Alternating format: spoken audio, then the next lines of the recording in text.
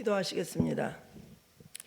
하나님 아버지 감사합니다. 2024년 첫 주일 예배를 하나님께 드리면서 하나님께서 우리에게 또 새해 주시는 말씀을 받기로 원합니다.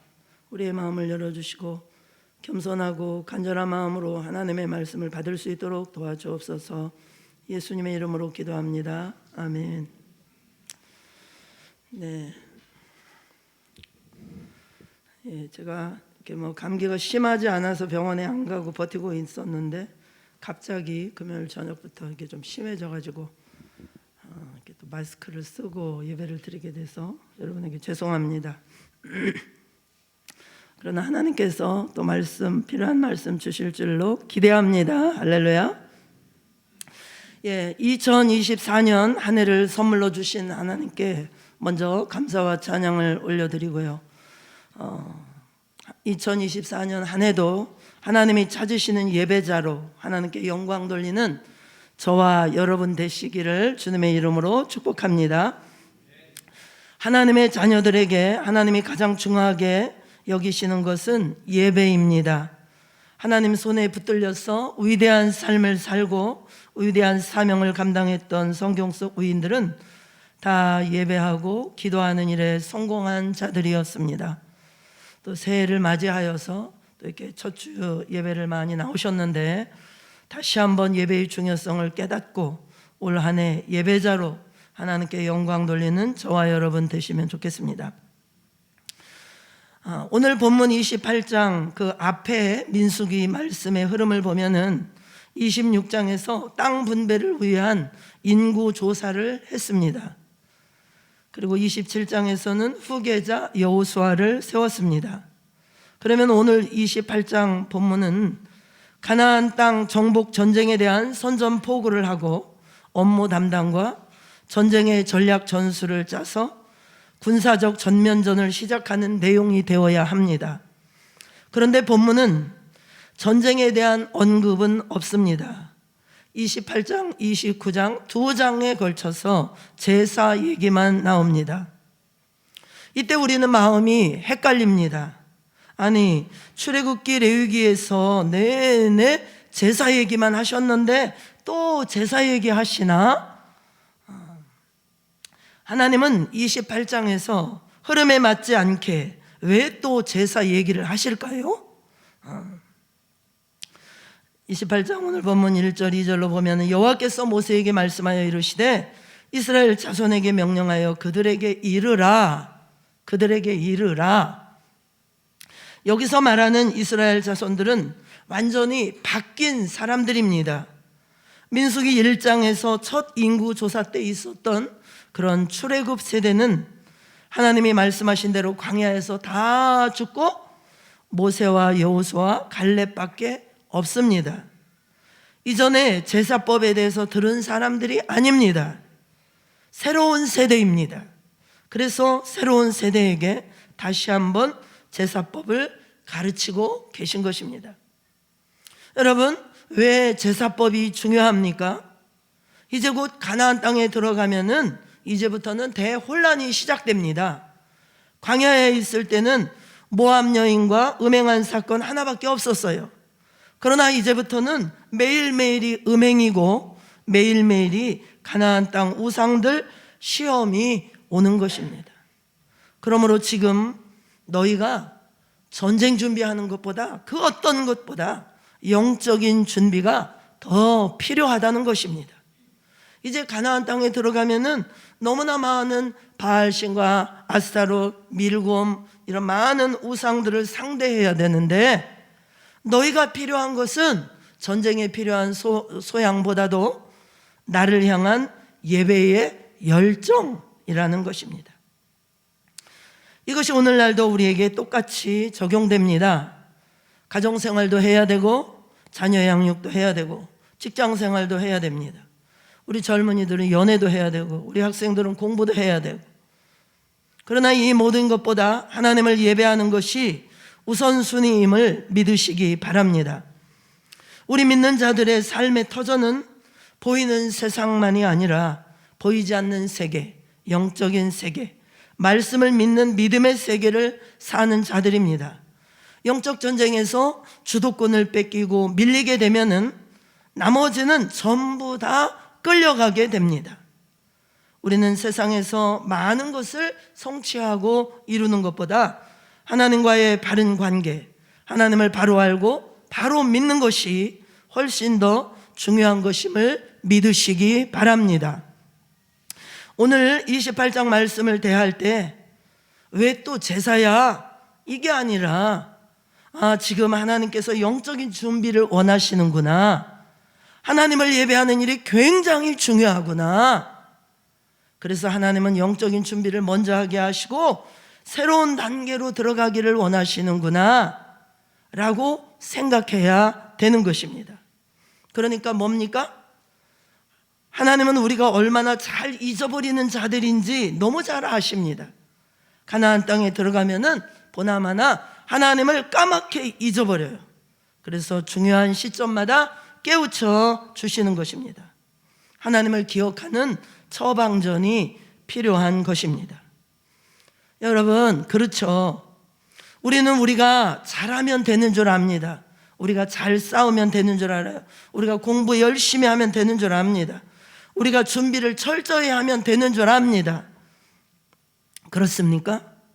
아닙니다. 우리는 지금까지 우리 인생의 경험을 통해서 내가 준비를 잘했다고 잘 되는 것이 아닌 것을 압니다. 내가 수고하고 땀 흘린다고 거두는 것이 아닌 것을 압니다.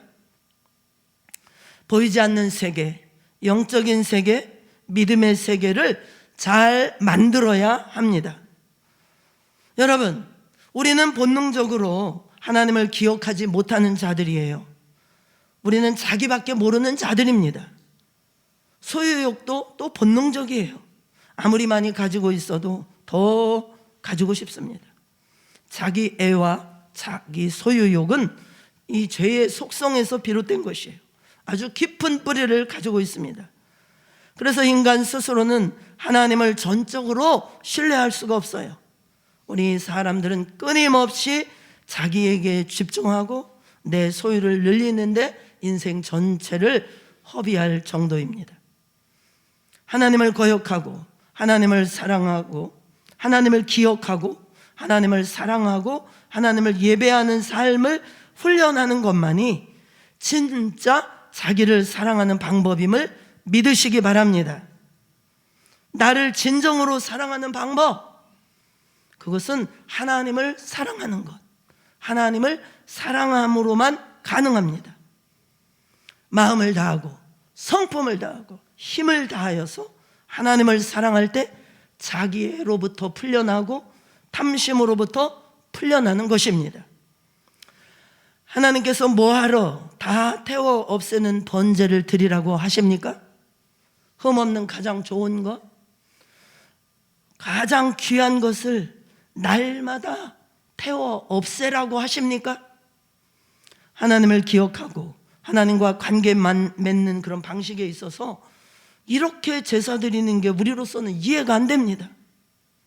그러나 하나님 입장에서는 오죽하면은 이런 대책을 마련하셨을까?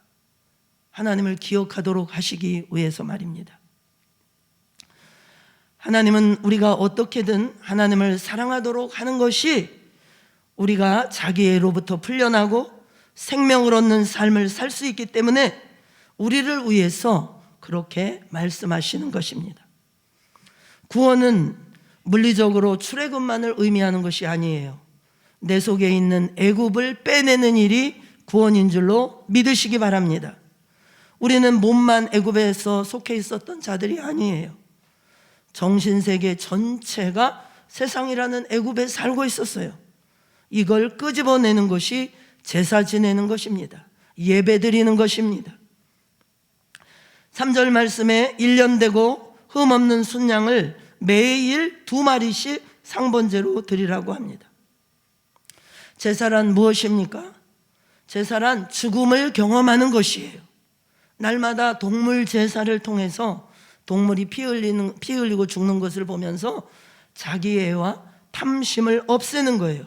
날마다 죽음을 경험하는 것입니다. 그래야만 가까스로 사람 노릇 유지하고 살아가는 것입니다. 그렇지 않으면 인간은 다 짐승이에요.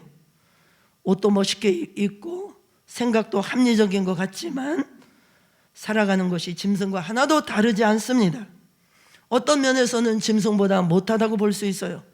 인간은 다 먹지도 못하면서 쌓아놓았다가 남도 못 먹게 하고 버리게 되잖아요. 그러므로 인간이 인간되게 하는 중요한 방법이 무엇입니까? 2절 말씀에 내 헌물, 내 음식인 내 화제물, 내 향기 내게 가져오라는 거예요. 무슨 뜻입니까? 다 하나님의 것, 하나님의 소유임을 바로 알고 하나님께 바르게 예배드리라는 것입니다. 이것이 인간이 인간되는 최고의 방법입니다. 예배는 우리끼리 드리는 국민 의례처럼 우리끼리 약속해서 드리는 것이 아닙니다. 예배는 철저하게 하나님 중심이고 하나님께 나가는 것이고 하나님을 만나는 것입니다. 정복 전쟁을 앞에 둔 이스라엘 백성들에게 하루의 시작과 끝을 번제로 가장 좋은 양 한 마리씩을 드리라는 거예요. 드리라, 드리라, 계속 드리라는 것 말씀입니다.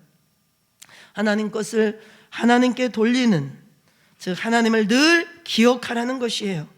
내 존재의 뿌리가 하나님으로부터라는 것을 기억하라는 것입니다. 끊임없는 내려놓음과 나를 버리는 행위를 통해서 하나님을 더 사랑하고 하나님을 더 기억하도록 하라는 것이에요.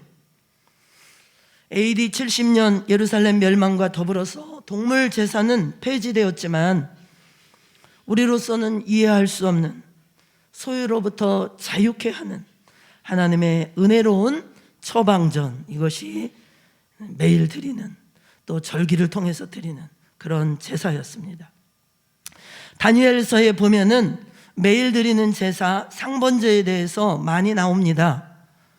다니엘은 바벨론 포로기에 살았던 굉장히 후대 사람입니다. 이때까지 지켜오던 믿음의 전례가 무엇이냐?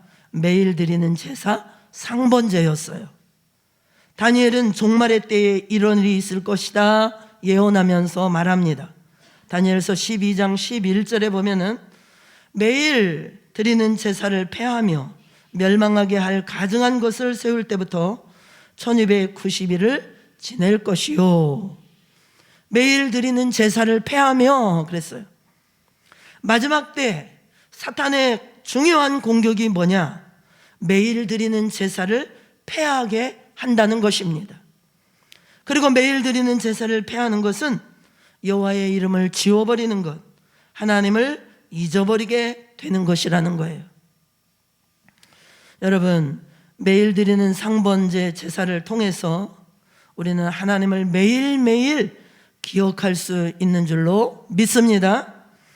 4절 말씀에 어린 양 한 마리는 아침에 드리고 어린 양 한 마리는 해질 때에 드릴 것이요. 여러분, 아침 저녁으로 양 한 마리씩 드리는 일이 쉬운 일이겠습니까?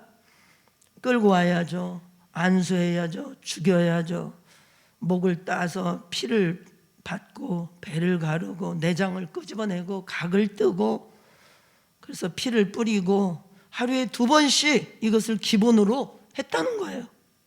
무엇을 말해줍니까? 기본적으로 하나님을 만나는 예배가 매일 있어야 한다는 것입니다. 또한 내 삶의 가장 중요한 것이 예배라는 것입니다. 제사장들은 하루 2번씩 번제를 드리다 보면은 진이 다 빠졌을 거예요. 그런데 이걸 기본으로 했다는 거예요. 안식일이나 절기 제사를 드릴 때도 이 상번제는 빠지지 않았어요. 상번제는 계속 드렸습니다. 거듭 말씀드립니다.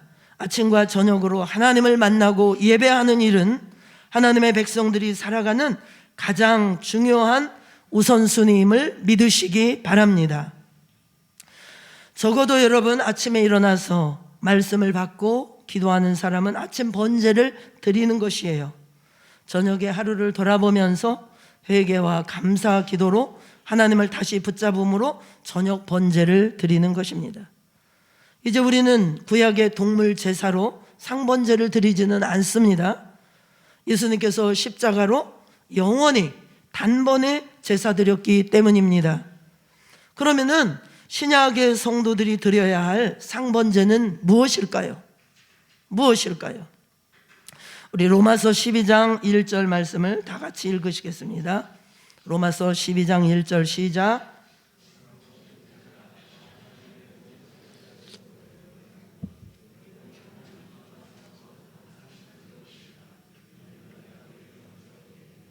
네. 예. 로마서 12장 1절 말씀에 이제는 어린 양을 드리는 것이 아니라 나 자신을 드리는 것이에요. 나의 존재 자체를, 또 매일의 삶을 드리는 것이 구약에서 매일 드렸던 상번제인 것입니다. 매일의 삶에서 말씀과 기도로 마음을 새롭게 하고 내 생각을 새롭게 하고 말씀을 살아내는 것입니다. 우리 몸을 들여서 하나님의 뜻을 순종하는 것입니다. 이것이 하나님이 기뻐 받으시는 거룩한 산 제물이고 이것이 영적 예배입니다.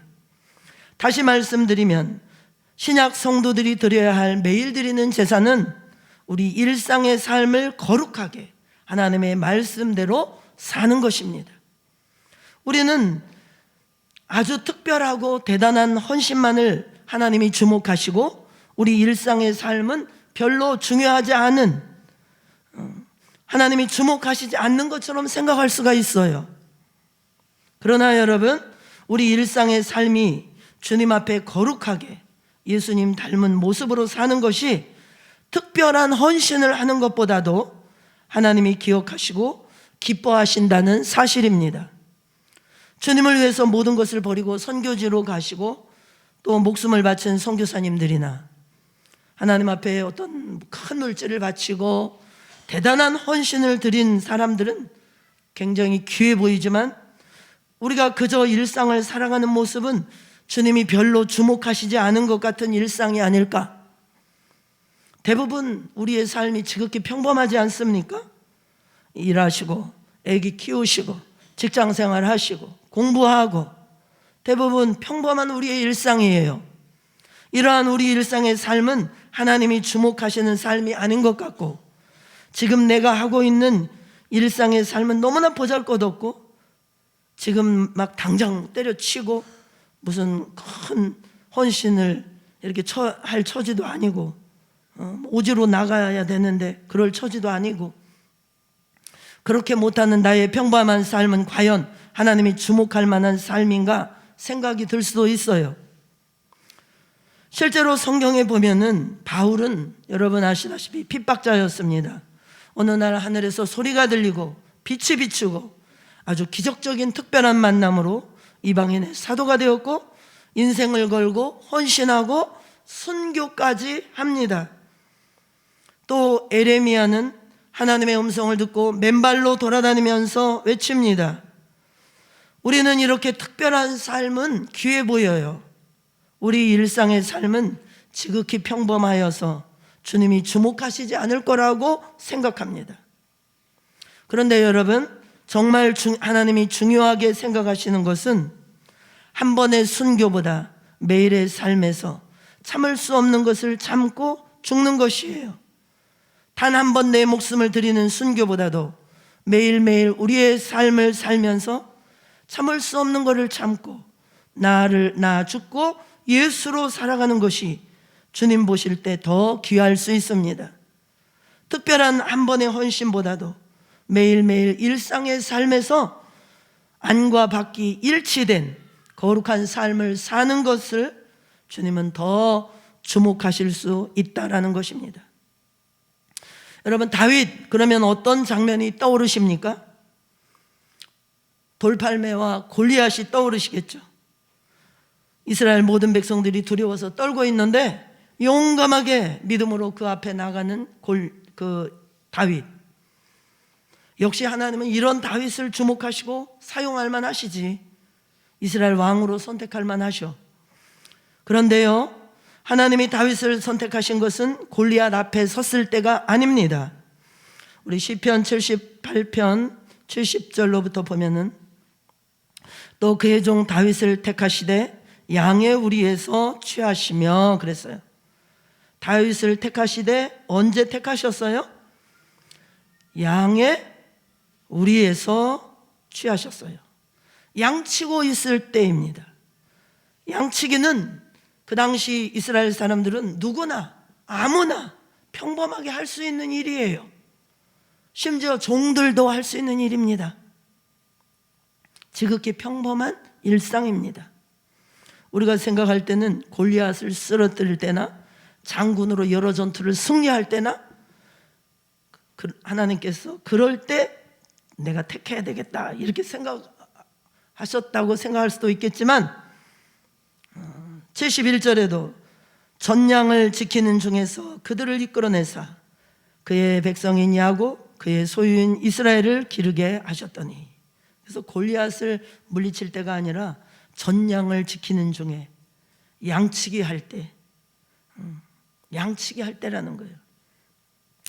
양치는 일은 누구나 할 수 있는 평범한 일상의 삶인데 하나님은 무엇을 보시고 내가 이스라엘 전체를 맡겨야 되겠다, 너는 내 마음에 합한 자다 여기시면서 다윗을 선택하셨을까요?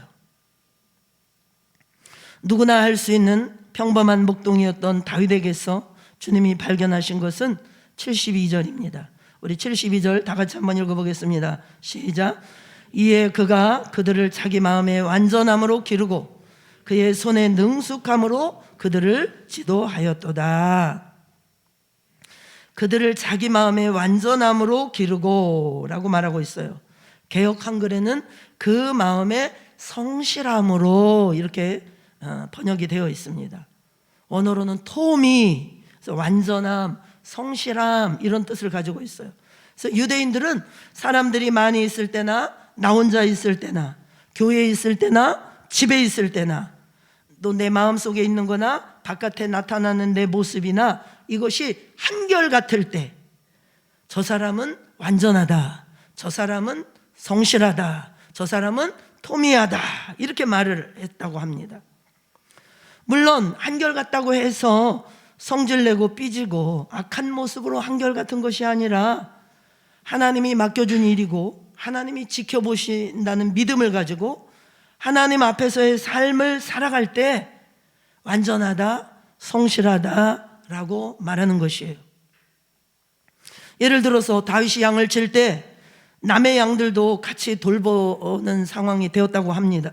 했을 때 예를 들어 주인이 있을 때는 잘 돌봐주다가 주인이 사라지면은 사자나 곰이 물어가든 말든 관심이 없어.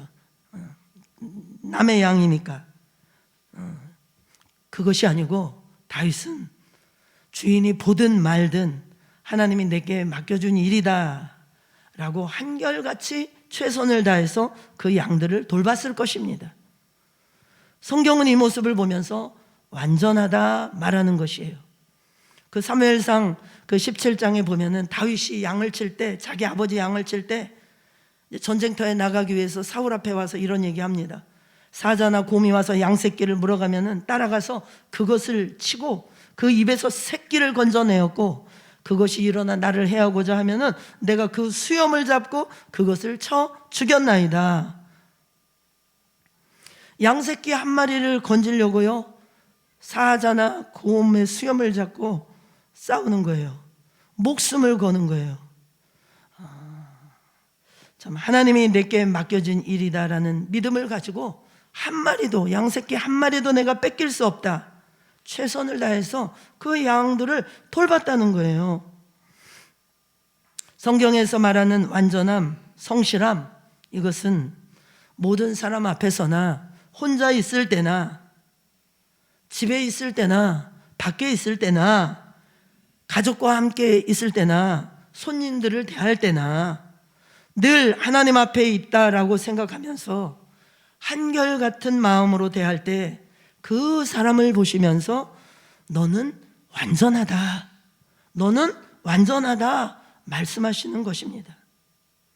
여러분, 대단해 보이는 선교사, 목사, 장로, 권사, 집사님들도요 지옥 갈 수 있습니다.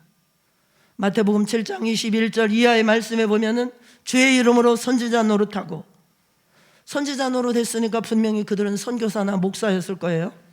병을 고치고 귀신을 쫓아내고, 주님은 내가 너를 도무지 알지 못한다. 도무지 주님이 알지 못한다는 얘기가 무엇입니까? 지옥 간다는 얘기예요. 사람들이 볼 때 대단하게 헌신하는 사람처럼 보여도 여러분, 얼마든지 지옥 갈 수 있습니다. 제가 그런 사람이었습니다. 저는 열심히 특심한 사람이었어요. 매일 전도하고 철야기도, 금식기도가 저의 거의 일상이었어요. 남들이 볼 때는 정말 대단한 사람처럼 보였습니다. 남들 앞에서는 나 혼자 하나님 혼자 다 사랑하는 사람처럼 설치고 다녔어요. 그런데 문제는 집에서는 남편 목사님 잡고 자식 잡는 게 제 전공이었어요. 잘 아시죠, 여러분? 남편 목사님이 말 한마디만 실수해도요, 절대 그대로 못 넘어갑니다. 잘잘못을 반드시 따져서 말을 해야 속이 시원하고요. 머리된 남편을 존중하라, 순종하라, 이런 말씀 하나도 귀에 안 들어와요. 하라는 대로 안 하면 엄청 미워하고요, 혈기 내고, 정죄 판단은 기본이고, 엄청 무시하고, 남들이 봤을 때는 맨날 금식하고 맨날 철야하고 대단하게 하나님을 사랑하는 것 같이 보여요. 그런데 집에서는요, 괴물로 사는 거예요. 하나님과 아무 관계 없는 지옥의 길을 걸어가고 있었습니다. 여러분, 주님 보실 때 진짜 중요한 것은 특별하고 엄청난 헌신을 하는 것이 아닐 수 있습니다. 재산을 막 다 팔아 바치고 직장 때려치고 선교지로 가고, 이것만 주님이 기뻐하시는 거룩한 제사, 영적 예배가 아닙니다. 어쩌면은 너무나 별 볼 일 없고 너무나 평범해 보이는 일상의 삶을 거룩하게 드리는 것입니다. 지금 내게 맡겨진 것이 하나님이 맡기신 것이라는 믿음을 가지고, 나에게 주신 삶이라는 믿음을 가지고 일상의 삶을 주님께 올려드리는 것입니다. 내 삶에서 죄악된 습관을 하나씩 고쳐나가고, 성질낸다 그러면 내 성격을 고치고, 하고 싶은 것 절제하고, 하기 싫은 것을 하고, 내 삶을 주님 앞에서 사는 것입니다. 억울한 일 당했을 때 참고 있으면 막 죽을 것 같이 고통스럽죠. 오장 시원하게 쫓아가서 따지고 변명하고 싶지만 말하고 싶은 그 한마디를 있는 힘을 다해서 참는 것입니다. 아침에 너무 잠이 달콤해요. 그러나 잠에 대한 욕구를 떨쳐버리고, 내 육신의 욕구를 떨쳐버리고, 나의 욕구를 부인하고 새벽 예배에 나와서 아침 번제를 드리는 것, 말씀을 받고 기도하는 것, 이게 나 부인하는 참으로 하나님이 받으시는 거룩한 산 제사일 수 있습니다. 특별한 헌신이 아닙니다. 너무나 평범해 보이는 일상적인 삶에서 주님 때문에 참을 수 없는 것을 참고 죽는 것, 게으른 것을 절제하는 것, 하기 싫은 설거지 깨끗하게 하는 것, 물건 똑바로 놓는 것. 왜 제가 이 이야기하냐면, 사모 세미나 하다 보면은 우리 사모님들이 한결같이 이구동성으로 하시는 말씀이 있어요. 목사님들이 양말을 벗어서 아무데나 놓아가지고 너무 스트레스를 많이 받는다고 합니다. 이 작은 것. 우리는 특별해 보이는 헌신이 더 커 보입니다마는, 주님은 평범한 우리의 일상의 삶을 거룩하게 주님 앞에서 사는 것을 더 기뻐하실 수 있습니다. 여러분, 일주일은 168시간입니다. 주일 예배 1시간 드리면 167대 1입니다. 주일 예배 1시간 드리는 것으로 하나님의 백성의 의무를 다했다고 생각하십니까? 우리 속에 악의 파워가 얼마나 강합니까? 이 조상 대대로 조상님들이 회개치 아니하고 간 그 죄악의 그 줄들이 우리 속에 그대로 있습니다. 그러므로 우리는 너무나 악의 파워가 강해요. 주일날 말씀 듣고 이렇게 해봐야지 마음으로는 원하실 것입니다. 그래, 오늘 상번제 나도 한번 2024년 상번제 드려봐야지, 이렇게 마음으로 원하실 거예요. 그러나 매일 아침 저녁으로 말씀과 기도의 삶으로 우리 몸을 드리는 훈련을 하지 않는다면, 훈련을 하지 않는다면 삶의 순간순간 나 죽고 예수로 사는, 그리스도 안에 사는 삶은 불가능하다고 봅니다. 주님이 완전하다 인정하시는 안과 밖이 일치되는 삶을 살아내기는 어렵습니다. 올 한 해 제가 바라고 기도하는 것은 저희 교회에 속한 모든 성도님들이 한 분도 빠짐없이 매일매일 말씀과 기도로 아침과 저녁에 드리는 상번제의 예배를 드리실 수 있기를 도전드립니다. 진정한 신앙은 일주일에 한 번 설교 들어서 생기는 것이 아닙니다. 매일매일 드리는 제사, 상번제가 반드시 필요합니다. 저희 교회는 여러분들이 상번제를 잘 드릴 수 있도록 새벽 기도회도 있고 저녁 기도회도 있습니다. 그래서 새벽 시간이 가능한 분들은 새벽에 나와서 말씀을 받으시고 기도하시고, 저녁이 가능한 분들은 저녁에 나와서 기도하시고, 매일 드리는 제사를 훈련하시기를 부탁드려요. 집이 멀거나 또 어린 자녀를 돌보거나 또 특별한 사정이 있으신 분들은 집에서라도 반드시 아침과 저녁 말씀과 기도에 몸을 들이시기를 바랍니다. 상번제가 풍성하게 드려질 때 삶의 순간순간 성령님이 함께 하시고 나 죽고 예수로 사는 일상의 삶을 거룩하게 주님께 드리는 삶이 가능하도록 힘주실 줄로 믿습니다. 사랑하는 성도 여러분, 우리가 하나님을 존중히 여기면 하나님도 우리를 귀하게 여기실 것입니다. 하나님은 신령과 진정으로 예배하는 자들을 찾으십니다. 이 예배자들을 보호하시고 올 한 해 축복하실 것입니다. 세상에 해야 할 많은 일들이 있어요. 그러나 어떤 것보다도 심지어 전쟁 중에도 하나님을 기억하고 매일의 삶에서 하나님을 먼저 예배하라 명하시는 이 주님의 말씀에 순종함으로 2024년 우리 성도님들의 삶의 모든 삶에서 하나님이 함께 하시고 승리하는 그런 한 해가 되시기를 축복합니다. 기도하겠습니다. 하나님 아버지, 우리가 하나님의 은혜를 너무나 잘 잊어버리는 연약한 자들임을 아시고 우리의 체질을 아시고 또 매일 드리는 상번제, 또 안식일을 지키고 절기를 지키고 많은 예배들을 명하셨습니다. 심지어 전쟁 중에도 예배할 것을 말씀하셨습니다. 하나님 아버지, 정말로 그렇습니다. 우리가 주일 예배 1시간으로 우리의 성도의 의무를 다할 수 없습니다. 매일 드리는 상번제가 우리 교회에 회복되게 하여 주시옵소서. 2024년도에는 모든 성도들이 아침과 저녁으로 하나님의 말씀과 기도로 하나님을 만나는 이 상번제의 예배가 올려지게 하심으로 정말로 일상의 삶 가운데서 하나님의 거룩을 나타내는 정말로 아름다운 교회가 될 수 있도록 축복하여 주시옵소서. 예수님의 이름으로 기도하옵나이다. 아멘.